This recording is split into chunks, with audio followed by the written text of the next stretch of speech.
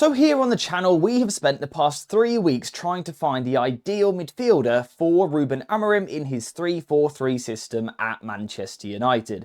I have thrown some names forward that I think we should look at. Some people feel that Manuel Ugarte is the perfect midfielder. Some would say that we should sign João Palhinha from Bayern because Amorim has worked with him previously. And just as I was getting bored of the whole midfield discussion, I found this old quote, where Amorim actually said that Hjulmand was a more complete player than both Palhinha and Ugarte.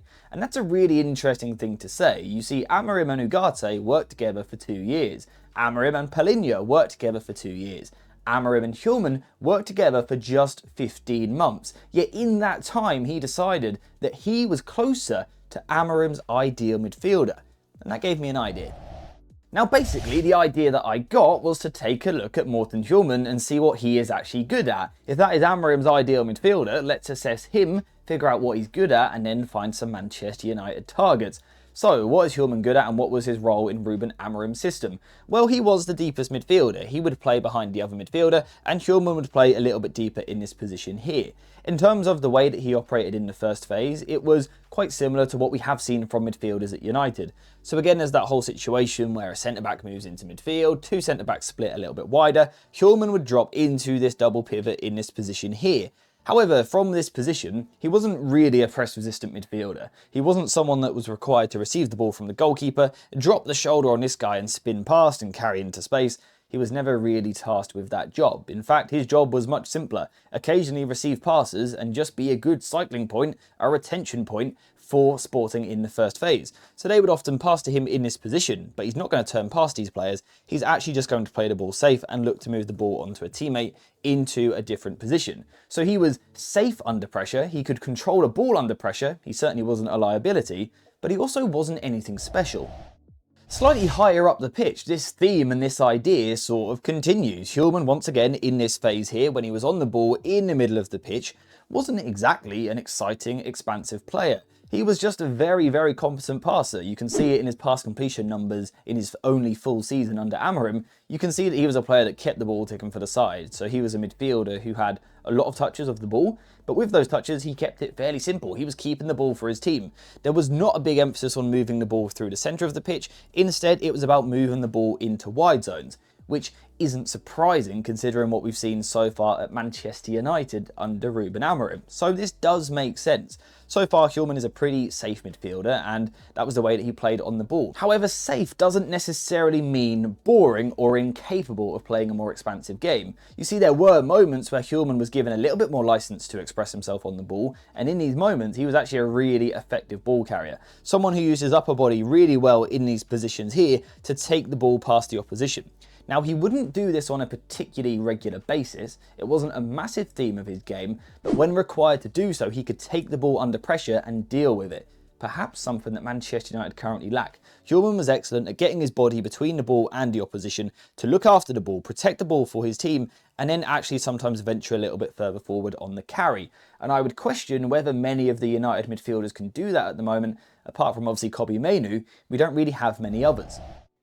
Now weirdly, that is where the in-possession segment actually comes to an end, and it's all rather unflattering. Hjulmand at Sporting didn't do anything special. He was a fairly safe player. He would get the ball, he would look after the ball, and he'd just give it off to someone else, particularly in wider positions. Yes, occasionally he would carry, he would express himself and move through the pitch, but that wasn't something that we saw that much of.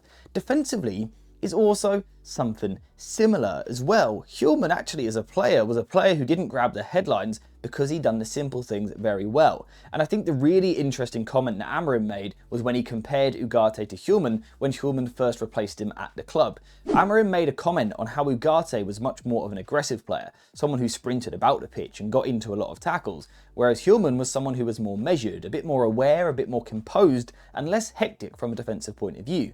And that was reflected in their FBref reports. Ugarte was a player who was attempting a lot of tackles all over the pitch, whereas Hjulmand wasn't attempting them quite as often. However, in terms of their success rate, Hjulmand was very similar. Now, what this tells us is that Amorim, in terms of his ideal central midfielder, he perhaps wants someone who is a bit more of an intelligent defender rather than someone who gets all over the pitch and crashes into loads of tackles. He also had another similar quote as well, where he was talking about the fact that he likes sort of the Busquets type midfielder, rather than a destroyer in the centre of the park. So he wants someone composed, someone intelligent, and Hjulmand was that. From a defensive point of view, he would do a lot of scanning work off the ball, looking where the opposition are, looking where the ball is, before timing his jump to make an interception to win the ball back for his team. However, if he didn't think he could win the ball, he would take the safer approach, the safer option to get behind the ball and sit in a compact shape with his teammates. So perhaps that is actually what Amorim wants in his midfield. Not someone who is going to be energetic, sprinting everywhere, going into tackles all over the place, but someone who sits in his position and does his job properly, almost not overly exerting themselves, using the brain rather than the legs. Now, of course, in this system, there is still a requirement for some level of athleticism, and we know that Amorim wants that in midfield. I think it's particularly important in the wide zones. We know there are moments where United get stuck in a sort of back five, like this, across the back, and the front three are caught a little bit high. Now, that does, of course, mean that the two central midfielders are going to have to do some work covering this zone here, and also this wide zone over here. So for me, without doubt, we do still need an athletic midfielder, and Hjulmand did do this. He would regularly move into wide zones to sort of put out fires, but it's not necessarily about a player sprinting up and down the pitch. It's someone covering a bit more laterally, being intelligent, scanning, and picking their moments to be aggressive. So just to go over that again, on the ball, Ruben Amorim potentially wants a midfielder who has excellent spatial awareness, scanning to find space before then keeping the ball for his team. Being a retention passer is important, as is the ability to occasionally carry the ball forward. From a defensive point of view, once again, it is about spatial awareness, scanning and being intelligent, as opposed to charging about the place. Hjulmand was also a pretty tall guy, over 6'1", so that could be something that Amorim wants in his midfield, just a general level of physicality. And if we're being completely honest with ourselves, the current Manchester United midfielders probably do not tick those boxes. Kobbie Mainoo isn't the most intelligent from a defensive point of view, so he doesn't really work. Manuel Ugarte is far too aggressive defensively to tick the boxes of a composed, scanning defender, so that doesn't work either. Bruno Fernandes lacks the physicality that Hjulmand possessed, and probably the closest thing that we've got is Toby Collier, but he doesn't seem too fancied at the club at this moment in time, certainly not in the starting 11. So if Ruben Amorim wants a central midfielder, I actually don't think that he wants someone who is overly expressive on the ball, someone who is a first phase expert or anything like that. I think he wants a steady Eddie in the middle of the park who is a well-rounded player and defensively intelligent. So that is going to be our job in the future now, to try and find a midfielder that ticks those boxes. If you've got any ideas, please do let me know in the comments down below, because I get the feeling the midfielder conversation at United is only just getting started. So I would like some of your help in the comments. But apart from that, I believe we are finished for today's video. So thank you guys very much for watching. I hope you have enjoyed it. Apologies again for the slight camera flicker, the lighting. We've got a broken light at the moment and a camera slowly dying. I'm trying to get it sorted, but just give me a little bit of time.